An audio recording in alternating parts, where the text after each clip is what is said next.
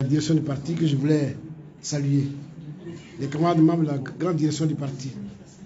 Il s'agit des présidents et des vice-présidents des organes. Je voulais saluer les secrétaires généraux adjoints qui sont présents, les secrétaires nationaux techniques qui sont présents. Je vous salue chaleureusement. Je vous salue, je vous remercie pour votre présence quantitative et qualitative. Parce qu'aujourd'hui, j'ai les présentables, mais nous sommes à la tâche. Chers amis, lors du meeting du 14 juillet 2024 à Bonoa, Son Excellence le Président Laurent Gbagbo a lancé l'appel solennel au rassemblement. Cet appel est connu désormais sous le vocable de l'appel de Bonoa. Dans cet appel, il a indiqué ouvrir ses bras à tous ceux qui souhaitent voir le pouvoir RHDP partir lors des prochaines élections présidentielles. À la suite de cet appel, le président Laurent Gbagbo a mandaté votre serviteur, le président exécutif Dano Djedje, pour qu'il prenne la tâche avec tous les partis politiques de l'opposition. Quoi faire? Pour, premièrement, les informer et leur rappeler l'esprit et la lettre de l'appel de Bonoa. Deuxièmement, recueillir leur position face à cette main tendue. C'est donc dans ce contexte que se sont déroulées l'ensemble des rencontres conduites par moi-même et par Maître Abiba, porte-parole en chef du parti et chef de cabinet du président Laurent Gbagbo. Je voudrais ici maintenant profiter de l'occasion pour exprimer au nom du président Laurent Gbagbo et à mon nom propre toute ma gratitude à toutes ces personnalités politiques qui ont bien voulu nous recevoir, nous écouter et échanger avec nous dans le cadre de cette mission. Comment la mission a été organisée? Nous avons privilégié la voie de la discrétion. Nous avons privilégié la voie de la discrétion pour permettre à nos interlocuteurs de s'exprimer librement et pour ne pas qu'il y ait d'autres interprétations autour. Et vous avez bien vu que depuis que l'appel a été lancé, on ne m'a jamais attendu. On n'a jamais non plus attendu mes interlocuteurs, même si quelques-uns sortent un peu du lot et font des déclarations. Mais c'est bien aussi, c'est de bonne guerre et c'est bon pour nous. Mais nous n'avons jamais voulu parler. Et c'est aujourd'hui que nous avons décidé de vous faire le point de cette mission. Nous avons donc travaillé dans la discrétion. Et ainsi, du 20 juillet 2024 à ce jour, nous avons pu rencontrer, notez bien, 16 présidents des partis politiques, 4 représentants des partis politiques, un leader d'opinion, une plateforme qui comprend 8 partis politiques, soit un total, sauf erreur ou omission de ma part, un total de 28 partis politiques que nous avons rencontrés.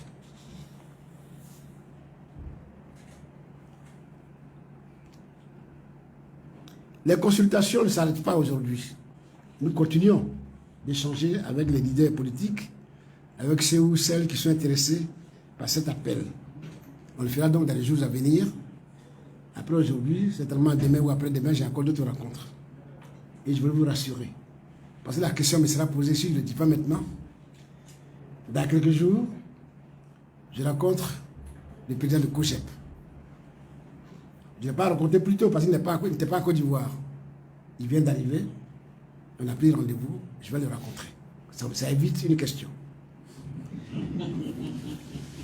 Les partis politiques que nous avons rencontrés, je vais vous les citer, chers amis.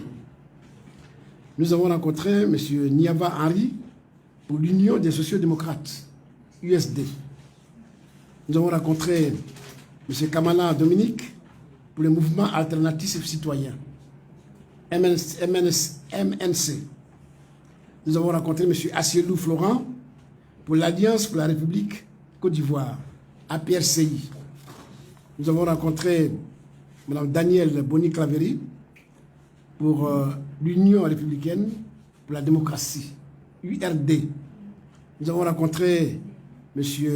Doumbia Timoko pour le Rassemblement pour la paix, RPP. Nous avons rencontré Maître Blessy pour le compte du PDCI-RDA. Nous avons rencontré M. Anaki Kobena, un leader politique. Nous avons rencontré M. Dabé Nogbo du Front patriotique panafricain, FPP. Nous avons rencontré M. Kwame Désiré de l'Union pour le rayonnement de la Côte d'Ivoire, URCI. Nous avons rencontré M. Touré Bakari, le Parti africain de la Renaissance ivoirienne, Paris. Nous avons rencontré M. Nayobo Yves pour l'intégrité et conscience nationale, ICON. Nous avons rencontré M. Loulou Yoro du Parti de la Renaissance démocratique et du développement, PRDD. Nous avons rencontré M. Afi Nguessan du Front populaire ivoirien. Nous avons rencontré M. Giria Mombeo du mouvement des nationalistes ivoiriens, MNI. Nous avons rencontré Mme Simone Eivé du mouvement des générations capables, MGC. Nous avons rencontré M. Asia Pierre Constant pour le Parti citoyen, pour le Parti des citoyens déterminés, PACID. Nous avons rencontré M. Koulibaly Klimalo pour le Rassemblement du peuple de Côte d'Ivoire, RPCI. Nous avons rencontré M. Aïzi Daniel pour le Parti ivoirien des travailleurs, PIT. Nous avons rencontré M. Kaye Eric pour l'Alliance ivoirienne pour la République et la démocratie, AIRD. Nous avons rencontré M. Dibe Baka Théodore pour le Rassemblement pour la démocratie et la paix, RDP. Et j'ai dit tantôt, nous avons rencontré une plateforme, la plateforme ANC. Voilà donc les personnalités que nous avons rencontrées. Nous nous sommes dit des choses et des bonnes choses. Ils ont tous affirmé leur adhésion à cet appel. Et je vais donc à ce niveau-là ne pas tout rater dans le détail que chacun a dit, mais globalement vous dire que presque tous les responsables rencontrés ont accueilli favorablement cet appel. Ils ont donné leur accord de principe ou leur accord total. Ils ont tous souhaité connaître les modalités de ce rassemblement, tout en laissant parfois, tout en faisant parfois des propositions qui vont de la constitution d'une union de la gauche à la formation d'un front commun de lutte. Ils ont tous exprimé leur impatience pour la formation ou la formalisation du rassemblement. Ici, je dois dire, chers amis, que l'appel du président Laurent Gbagbo au rassemblement a créé un réel engouement. Et cela nous donne beaucoup d'espoir. Au jour d'aujourd'hui encore, des gens m'appellent pour être reçus. J'allais même dire que je suis un peu débordé, mais c'est pour la bonne cause. Donc, sur ce point, je voulais dire qu'il était un moment où il fallait que le président Laurent Gbagbo donne un message. Ce message, il a donné à Benoît, c'est le message du rassemblement des forces politiques de la Côte d'Ivoire pour lutter, et que d'ici 2025, aux élections présidentielles, le pouvoir d'aujourd'hui ne puisse plus nous gouverner. Merci beaucoup. Merci pour votre très amable attention.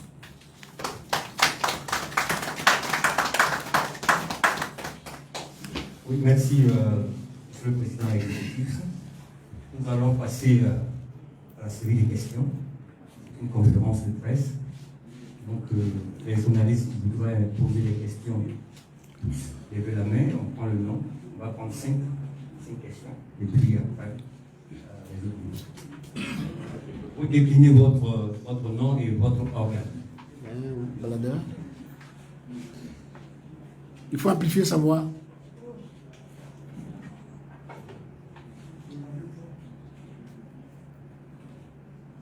Vous avez entendu, hein?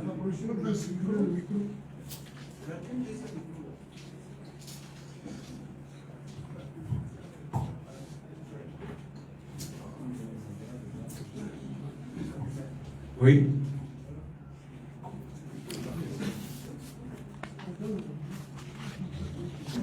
Votre nom, votre organe et votre question. S'il vous plaît.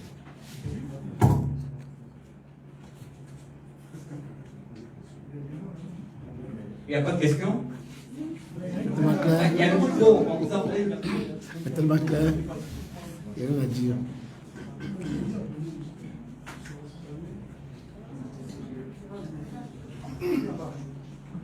Mettez votre micro en marche, s'il vous plaît. Merci. Je suis Abdelaziz Diallo, correspondant de RFI à Abidjan. Parmi les partis et leaders, parmi les partis politiques que vous avez cités, les leaders que vous avez rencontrés, si j'ai bien entendu, je n'ai pas reconnu le parti de l'ancien Premier ministre Guillaume Soro, GPS. Pourtant, ce parti a produit un communiqué récemment pour indiquer son adhésion à cet appel. Aujourd'hui, comment cela a été accueilli au sein du BPACI et eu égard à l'épisode de 2011 où l'ancien Premier ministre avait soutenu l'actuel président, comment est-ce que cet appel-là également est entendu au sein du BPACI? Je vous remercie. Merci. Au suivant. C'est la seule question. Alors, bonsoir à tous. Mon nom c'est Aïssatou Diallo de la radio La Voix de la Diaspora. J'aimerais savoir, faire partir ADO en 2025, cela veut dire que l'alliance qui naîtra des partis politiques rassemblés aura un seul candidat.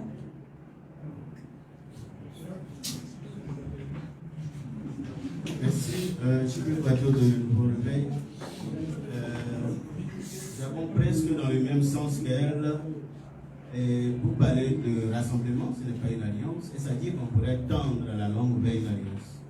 Merci. Et puis, parmi ceux que vous avez cités, on voit vos amis de la gauche qui ont pris leur distance.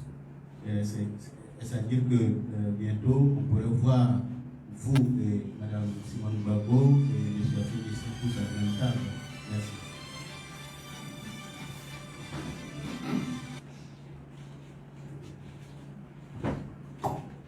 Une question? Le micro déjà. Oui, bonjour.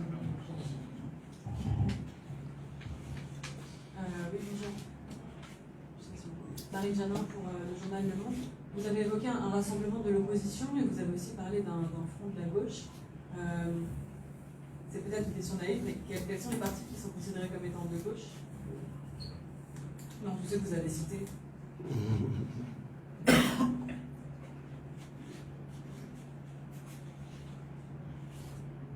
La dernière question. C'est bon? Ok. Monsieur le Président. Merci beaucoup, chers amis. Nous allons essayer de répondre à vos préoccupations. La première question de RFI, c'est bien ça, hein? L'appel de Guillaume Soro, nous l'avons accueilli avec beaucoup de plaisir. Parce que vous voyez, un appel ainsi lancé, qui est soutenu par les Ivoiriens, que d'aucuns pourraient dire qu'il ne peut pas répondre à cet appel et qui répond depuis son exil. J'avoue que ça nous fait chaud au cœur. Ça veut dire que les Ivoiriens ont quelque chose en commun et ils veulent que ce pays se retrouve, se rassemble. C'est ça, la réponse de Guillaume Soro, c'est cela que ça m'inspire. Donc sur cette base-là, il faut les saluer, il faut les féliciter et il faut les remercier pour avoir fait cet appel en disant qu'ils sont favorables à l'appel du président Laurent Gbagbo. Les consultants, j'ai dû omettre certainement, sans les nommer, comme j'ai précisé, les présidents des partis politiques qu'on a rencontrés, c'est peut-être pour ça que le nom n'est pas sorti. Mais Ils ont répondu. Mais sans être allés vers, ils ont répondu. Si j'étais allé vers, ils allaient d'accord répondre. Donc, l'un dans l'autre, je suis satisfait de leur réponse. Qui est favorable à l'appel. On peut faire beaucoup de choses avec les enfants de ce pays. Et je profite de l'occasion que vous me donnez pour dire que Guillaume Soro est en exil. Et nous, PPACI, avec le président Laurent Gbagbo en tête, nous exigeons cause le fait que Guillaume Soro soit en exil. Il a été premier ministre de ce pays, il a été président de l'Assemblée nationale de ce pays, il a joué un grand rôle dans ce pays, il a créé son parti politique et aujourd'hui il est en exil. Or, la constitution ivoirienne interdit à tout citoyen ivoirien de se retrouver en exil. Pourquoi aujourd'hui on doit être en exil? C'est un problème qu'il faut qu'on règle. Donc nous dénonçons déjà le fait que Soro Diop soit en exil. Deuxièmement, Soro Diop a créé un parti politique qu'on appelle le GPS. C'est bien ça, hein? Je ne me trompe pas. Je vous dis que ce parti politique est interdit. Là aussi, je ne comprends pas. On s'est dit dans un pays de liberté, de démocratie, et on interdit des partis politiques. C'est inconcevable. Ça ne va pas ensemble. On ne peut pas être à la fois démocrate et dans un pays de droit, dans un pays de liberté, et empêcher les citoyens de s'exprimer. En supprimant, en interdisant un parti politique, on empêche des milliers de personnes de s'exprimer. Parce qu'à partir d'un parti politique, on s'exprime. Donc ce n'est pas bon qu'on interdise les partis politiques. Et là aussi, c'est une bataille qu'il faut qu'on mène pour que le parti de Guillaume Soro soit rétabli. Ça, c'est tout simple. Donc, les concernant, voilà ce que je peux dire. Deuxièmement, est-ce que nous tendons vers un candidat unique? Ça, c'est Diallo Aïssata. Non, on n'est pas à ce niveau-là. Hein. Le rassemblement, l'appel au rassemblement que le président Laurent Gbagbo a lancé, si vous l'avez bien écouté, il a dit, j'appelle toutes les personnalités, tous les acteurs politiques pour faire une chose, une seule chose. Faire en sorte que le régime de Ouattara ne soit plus là en 2025. C'est ça qu'il a dit. Il n'y a pas de débat autour de ça. Donc tout ce qu'on appelle, c'est pour venir concourir à ce que ce pouvoir ne soit plus là en 2025. On n'est pas en train de chercher un candidat unique. Hein. On est en train de chercher les Ivoiriens, les personnalités qui peuvent lutter avec nous pour que ce pouvoir-là ne soit plus là en 2025. C'est-à-dire qu'il sera balayé par les élections de façon démocratique. C'est ça qu'on cherche, c'est de ça qu'on parle. On n'est pas en train de chercher un candidat. Donc tous qui vont venir à nous, c'est pour mener la bataille pour gagner le régime Ouattara en 2025. Si c'est pour ça qu'ils viennent, on attend la main, on les reçoit. Et il a bien dit, venez dans ce parti, enfin pour cet appel, soyons honnêtes. Il a dit soyons honnêtes. Il ne faut pas qu'on joue à la roubardise. Donc on est clair là-dessus, on va aller à l'essentiel. L'essentiel, c'est que ce pouvoir ne soit plus là en 2025. Pour qu'il ne soit pas là, nous avons des batailles à mener. Des batailles d'abord pour que les élections s'organisent de façon juste, transparente et inclusive. Et si je dis inclusive, vous comprenez très bien. On a sorti le président Laurent Gbagbo, Soro Diop et Blé Goudé de la liste électorale. Pourquoi? Ce n'est pas les citoyens. On les a sortis de la liste électorale. Ça veut dire qu'on ne veut pas qu'ils soient candidats. Mais pour ce qui nous concerne, pour le président Laurent Gbagbo, nous nous battrons pour qu'il retrouve son éligibilité. Aussi bien Laurent Gbagbo que tous les autres Ivoiriens qui sont dans la même situation. Donc la bataille qu'on va mener là, c'est d'abord ça. La deuxième bataille, c'est que les élections se passent de façon juste, transparente et inclusive, je l'ai dit. Pour que les élections se passent de cette manière, nous avons beaucoup de choses à faire.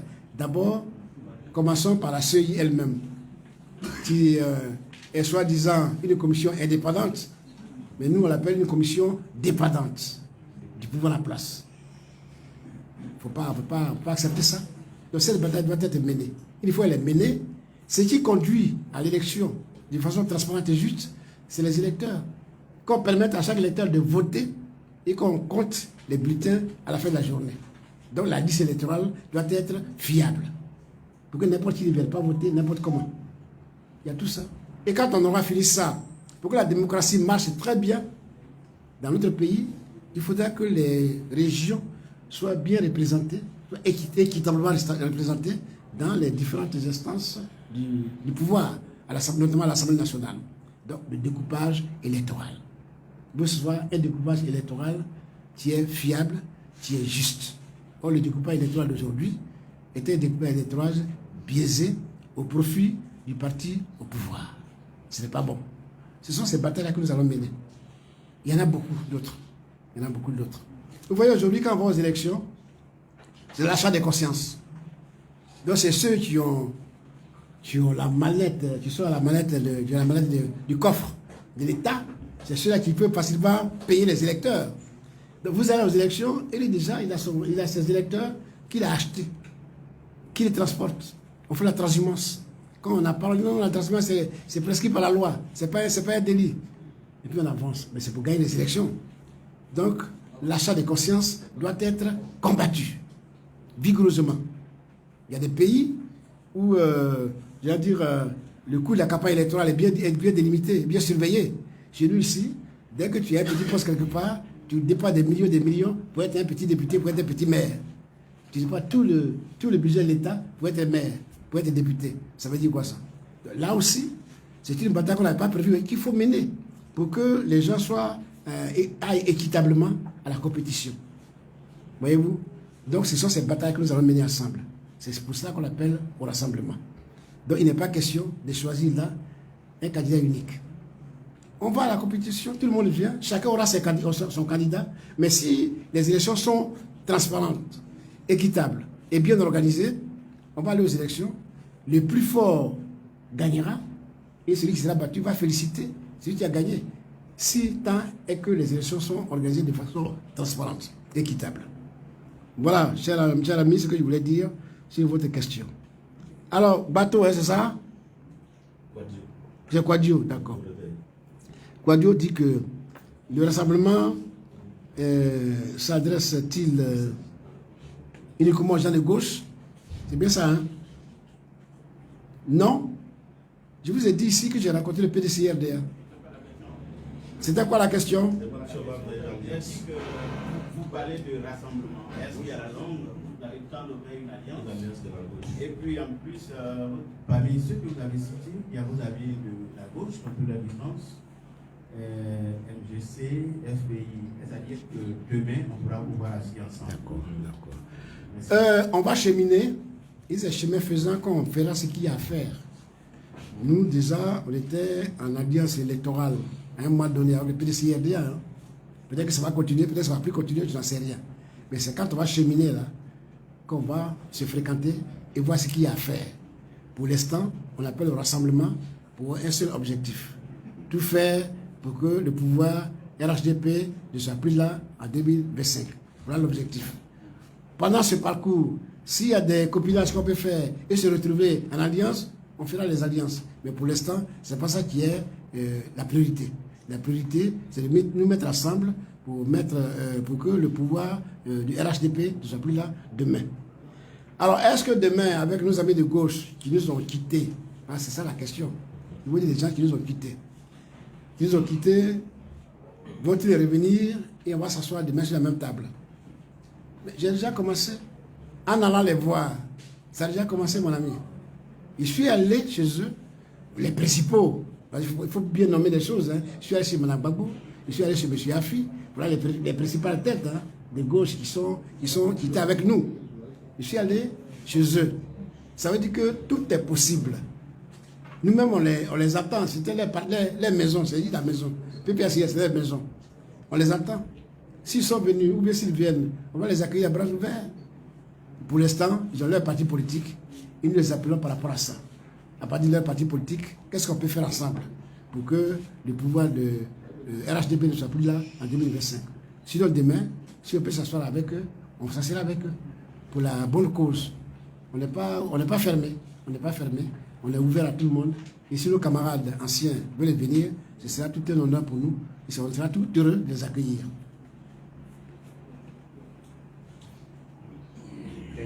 Alors, dernière question, il a dit, est-ce que tous les partis qu'on a rencontrés sont de gauche? Ou bien lui-même pense qu'ils sont de gauche. Quels sont les partis selon vous? Lesquels parmi ces partis sont Bon, j'ai cité beaucoup de partis politiques. Ceux que j'ai rencontrés ont affirmé qu'ils sont de gauche, mais généralement, ils sont de gauche. La majorité des partis que j'ai rencontrés sont de gauche. Et ça, c'est plus facile que les hommes de gauche se retrouvent. Si à côté de ça, les hommes de droite qui pensent la même chose viennent avec nous, c'est une bonne chose. Sinon, beaucoup sont de gauche et il y en a qui ne sont pas de gauche du tout. Je veux dire par le PDC-RDA, on prend cet exemple. Donc c'est un appel qui est lancé à tous les Ivoiriens, quelle que soit leur sensibilité, quelle que soit leur appartenance politique, c'est un rassemblement qui est lancé. Et je dis que ce rassemblement, pour ce que je vois sur le terrain, c'est un engouement réel qui a été créé. Et c'est partout qu'on m'appelle pour me rencontrer, pour qu'on puisse parler. Il y a bientôt 12 partis politiques qui sont en train de se réunir. Peut-être si je ne peux pas les rencontrer individuellement, ces 12 partis politiques, je vais les rencontrer ensemble. Mais voilà déjà, alors qu'on a jusqu'à 28, bien sûr, on ajoute les 12, ça va faire combien 40, et ainsi de suite. Parce qu'il paraît qu'il y a beaucoup de partis politiques à Côte d'Ivoire. Donc nous sommes heureux que cet appel ait créé cet engouement. Je l'ai dit dans ma conclusion, que c'est un espoir pour nous. La Côte d'Ivoire a besoin d'espoir et d'espérance. Ce que nous vivons aujourd'hui, là, c'est un drame. C'est un drame que nous vivons. Et nous devons tout faire pour que le pays revienne à ses fondamentaux. Chers amis, c'était ça pour la première liste. C'était la première. Ok. Il y a encore une autre liste. On va passer à la deuxième liste.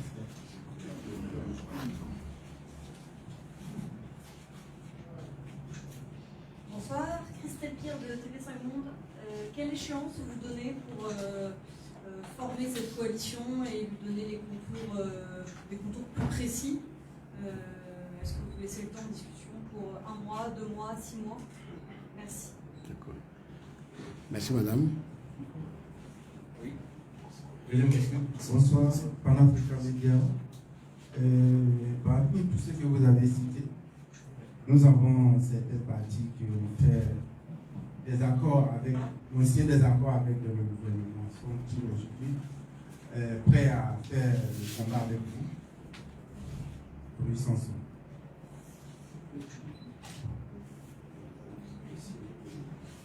Oui. Bonsoir, bonjour Chevalier, RFI également.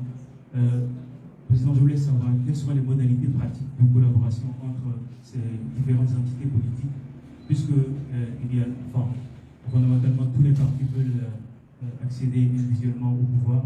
Comment vous allez collaborer pour pouvoir atteindre votre objectif et de faire chuter le voyage? Ok. C'est bon. Merci. Bonjour Monsieur le Ministre. Maya pour la voix originale. Petit Maya. Alors je voudrais attirer votre attention sur 2 faits qui me semblent importants à relever. 2 demandes d'audience de la direction du PPAC adressées il y a plus de 4 mois au Premier ministre Begré Mambé pour la réhabilitation du président Laurent Gbagbo ont été ignorées par le gouvernement. Dans le jargon ivoirien, on dira le gouvernement a fait lui ignorer. Alors, à travers la modification de l'article 185 nouveau du code pénal, on l'a bien compris en analysant les explications de l'avocat Ben Meïté qui était sur un plateau télé, le chef de l'État Alassane Ouattara veut réprimer tous ceux qui manifesteront leur solidarité pour la réhabilitation du président Laurent Gbagbo.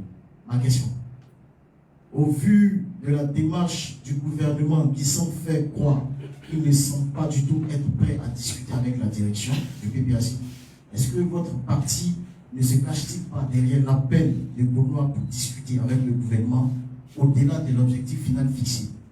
Seconde question, est-ce que le PPAC n'émet aucune inquiétude pour la suite concernant le président Laurent Gbagbo et pour le pays? Merci. Merci. Dernière question.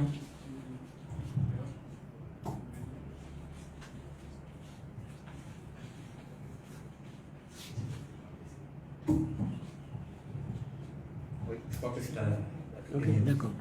Très bien, merci beaucoup. Combien de temps il nous faudra pour mettre en place ce que vous avez appelé l'ossature ou bien la structure du rassemblement, je ne saurais vous le dire parce que en matière politique, il faut travailler avec beaucoup de prudence parfois. Donc je ne peux pas vous donner une date butoir. Ce que je peux vous dire, c'est que nous avons commencé à travailler à cela. Maintenant que nous avons lancé l'appel et que nous sommes allés rencontrer les partis politiques individuellement, nous sommes maintenant au stade de la mise en place de l'organisation pratique de ce rassemblement. Donc nous sommes au laboratoire et le moment venu, quand ça sera prêt, comme on l'a fait aujourd'hui, je vous le ferai savoir. Ma méthode, c'est aussi une méthode de discrétion, comme vous le savez très bien. C'est ce que nous pratiquons aujourd'hui. Donc, quand on pense qu'il faut faire tout de la discrétion, on fera tout de la discrétion. Et quand ça sera prêt, on vous appellera pour vous le dire. Mais nous sommes à laboratoire pour cela. Deuxièmement, ceux qui viennent avec nous, ceux qui sont sur la liste que j'ai citée, éventuellement, sont déjà avec le RHDP. Mais où est le problème? Ils sont avec le RHDP. Mais s'ils veulent que le RHDP parte en 2025, ils ont accepté de venir, on va travailler. C'est eux qui connaissent la maison. C'est eux qui connaissent la maison. Donc, ceux qui ont mal fait, c'est eux qui vont nous dire ça le moment venu. Donc, ils sont les bienvenus, on travaille avec eux. C'est à nous, on n'exclut personne. Mais c'est comme un mariage, chers amis. Tu es en couple avec quelqu'un, et puis bon, tu trouves le plaisir d'aller ailleurs. C'est parce que là où tu étais, là, tu as vu quelque chose, ça ne te plaît plus, c'est pour ça que tu sors. Donc nos amis qui étaient au RHDP ont décidé de venir avec nous. C'est tellement que là-bas, ils n'ont pas trouvé ce qu'ils voulaient trouver. Donc s'ils peuvent trouver ça chez nous, ils viennent avec nous. Nous, on est tout heureux. On va mener la bataille. Donc ceux qui sont au RHDP, qui veulent bien venir avec nous, sont les bienvenus. Mais comme on a dit, qu'il faut qu'on travaille de la sincérité, à un moment donné, on posera la question. Pour dire, ben enfin, tu ne peux pas avoir ici, à la fois, un pied ici, un pied dedans. Comme Bala Keïta, un pied dedans, un pied dehors, dehors. C'est ça qu'on appelle la sincérité. À un moment donné, on fera le tri. Si le tri s'impose, on fera le tri. Aujourd'hui, tout le monde vient. Tout le monde vient aujourd'hui et nous sommes heureux d'accueillir tout le monde. Mais soyez rassurés, nous sommes vigilants. Les modalités de la modalité pratique, c'est ça que c'est ça que nous sommes en train de parler. Pour les modalités pratiques qui ont été demandées aussi par nos interlocuteurs, nous sommes au laboratoire. Nous allons maintenant construire l'opération avec eux. Hein. Nous allons proposer, ils vont enrichir, et puis on trouvera un mécanisme, une structure qui plaira à tout le monde et on va travailler. Donc, les modalités pratiques sont en cours. Et je vais retourner vers eux pour leur proposer des modalités pratiques que nous on voit et à eux aussi de venir disons, amender, de venir apporter leur contribution. Donc, c'est en cours. On ne peut pas le dire maintenant. Petit Bayard, alors là, ton intervention a été très longue, c'est très important. Le Premier ministre Mambé refuse qu'on le rencontre. Qu'est-ce qui vous étonne? Moi, ça ne m'étonne pas. C'est la méthode de gouvernance. C'est de faire le sourd aux préoccupations des Ivoiriens. Vous voyez très bien ce qui se passe. Des Ivoiriens meurent, des Ivoiriens souffrent. Ça ne leur dit rien. Ils mettent les joies là, ils les mettent bout à bout. C'est ça qui est le travail. Les joies, c'est pour les mettre bout à bout, mais nous, on n'a pas encore ça. Donc, ça ne nous étonne pas. C'est leur habitude, c'est leur gouvernance. Ne pas écouter le peuple, ne pas écouter les adversaires politiques, ne pas faire attention à ce qui se passe dans le pays. Ils sont là, tout va bien, il n'y a rien à dire, circuler. Voilà la méthode du gouvernement. L'article 185, c'est comme ça que vous l'avez bien dit, on a fait une tribune sur cet article. Chez nous là-bas, du coup, ça devait être le 22e, quelque chose comme ça, tribune. On en a parlé. Vous voyez, dans les pays de pire dictature, il arrive que le peuple brise la dictature. C'est la force d'un peuple, là. On ne peut rien contre la force d'un peuple. Pour l'instant, tout va bien, hein? Mais tout peut aller bien. et tu peux ne pas aller bien à un moment donné. Donc, vous réprimez les citoyens parce qu'ils revendiquent la justice pour quelqu'un, c'est leur droit, hein. Mais nous, on se battra. On se battra. On s'est battu en 2 circonstances. On se battra. On n'a pas d'autre choix que de nous battre démocratiquement. C'est ce qu'on fera. Donc, nous sommes conscients de ce que l'article 185 nous empêche de parler, de défendre Gbagbo Laurent. Mais pourquoi nous sommes en politique alors? Si on ne peut pas défendre notre leader, on le défendra, on se battra. Ils feront de nous ce qu'ils veulent. Et d'ailleurs, qu'est-ce qu'ils n'ont pas fait de nous? Qu'est-ce qu'ils n'ont pas encore fait de nous? On connaît tout ça. Mais nous sommes en politique. Et nous espérons que pour la Côte d'Ivoire, là, à un moment donné, on va faire preuve de sagesse pour voir les choses en face et les régler comme cela se doit.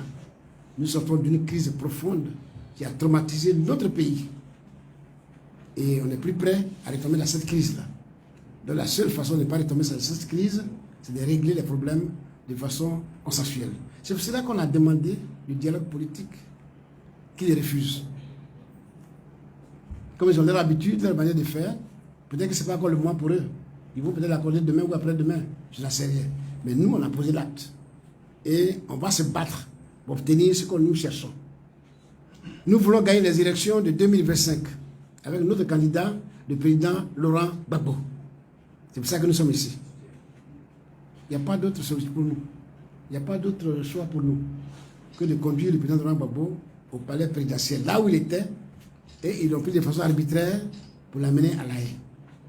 D'où les revenus. Les revenus contre la vie de tout le monde, il est revenu de La Haye. Il a gagné 100%. Donc il a gagné le monde entier. Et c'est cette victoire-là qu'il va avoir encore en 2025. C'est pour cela qu'ils ont peur. C'est pour cela qu'ils ont peur.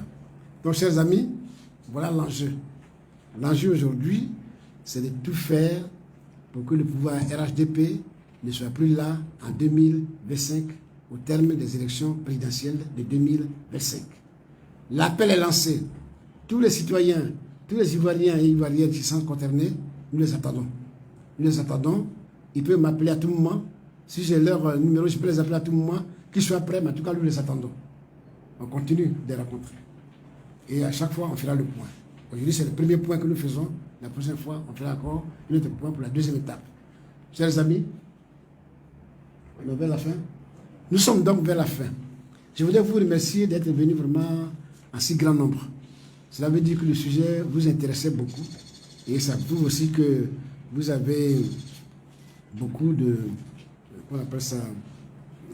Vous aimez notre pays, vous souhaitez que les choses marchent dans le bon sens. Moi aussi, je suis content que vous soyez là. Et je suis content que vous soyez préoccupés par la politique de notre pays. Et c'est ensemble que nous allons régler ce que nous pouvons régler. Vous, les hommes et les femmes de presse, à votre niveau aussi, vous avez le pouvoir, la presse, qui peut permettre de régler les choses dans un pays comme le nôtre. Jouez votre partition, pour aider notre pays à se relever. Sinon, nous sommes dans le gouffre. Et ce n'est pas bon pour notre pays. Le pays qui faisait la fierté d'antan de l'Afrique tout entière, c'est ici que nous avons connu les grands footballeurs, les grands artistes. C'est ici qu'ils sont passés pour rayonner dans le monde entier. Nous voulons retrouver cette chance-là. Nous voulons retrouver cette cohésion qui n'est pas à l'heure d'aujourd'hui, qui n'est pas à l'ordre du jour. Donc, chers amis, nous comptons sur vous pour relayer notre message. Nous comptons sur vous pour sensibiliser les uns et les autres pour que la Côte d'Ivoire retrouve la paix définitive. Je vous remercie. Merci, président exécutif. Merci à la presse ici que prend fin.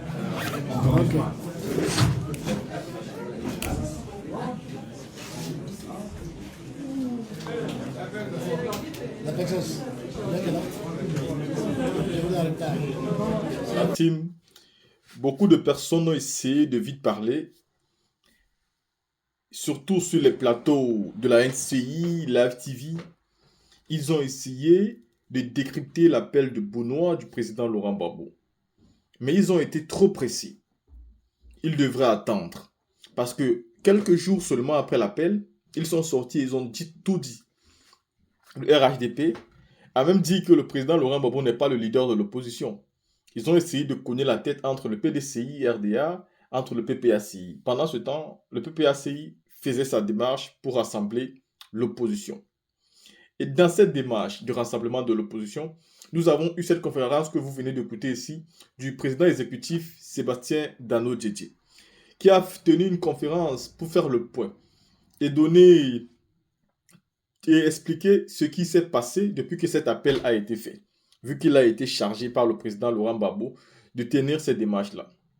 Aujourd'hui, nous savons à peu près les partis politiques qui ont été touchés, les partis politiques qui ont été approchés et les partis politiques qui ont accepté de discuter pour savoir ce que eux, ils pensent de l'appel de Beaunois. Aujourd'hui, 2025 est en approche. Et vu que 2025 est en approche, l'union des partis politiques, l'union de la société civile, l'union de toutes les populations sera nécessaire pour que M. Alassane Ouattara tombe. Il dit qu'il aime la démocratie, mais par les actes qu'il pose, on trouve qu'il n'aime pas la démocratie. Et ceci, ce n'est pas nouveau. Il faudra donc qu'aux élections qui arrivent, Alassane Ouattara se sente obligé de faire la démocratie. Voyez-vous, la démocratie n'est pas un vain mot. Comme avait dit le président Félix Houphouët-Boigny aussi, que la paix n'est pas un vain mot. Quand vous dites que vous êtes un homme démocrate, soyez-le de manière réelle. Ne vous mentez pas à vous-même. À côté, ne mentez pas à votre peuple. Parce que vous pouvez mentir votre peuple un temps, une fois. Mais vous ne pouvez pas mentir votre peuple tous les jours et toutes les fois. Tôt ou tard, le peuple va se réveiller. Avec encore tous les problèmes que vous avez eus avec les pays de l'AES, il est pour vous très important aujourd'hui de dire la vérité à votre peuple, d'affronter la situation avec votre peuple et d'aller dans la réalité avec ce peuple-là. Sinon, vous allez vous réveiller au village de Si je savais et vous ne serez plus au pouvoir. Touré Alpha Yaya vous l'a clairement dit. Aujourd'hui, ce qu'on voit, ce sont les temps sombres de ce pouvoir-là qui arrive. Que vous l'acceptez ou que vous ne l'acceptez pas, le moment viendra où vous serez obligé de plier bagage, de partir. C'est la manière qui peut être difficile. Alors vous avez encore le temps. Vous pouvez sauver la face et partir dignement. Voyez-vous, même jusqu'à présent, Ouattara peut décider de bien faire les choses et il pourra partir avec honneur. La team, vous avez écouté ici Sébastien Dano-Djedje. Pour tous ceux qui disaient que l'appel du président Laurent Gbagbo était tombé dans les oreilles des autres, vous venez donc d'écouter ici tout ce qui s'est passé. Et nous avons déjà une idée sur la suite.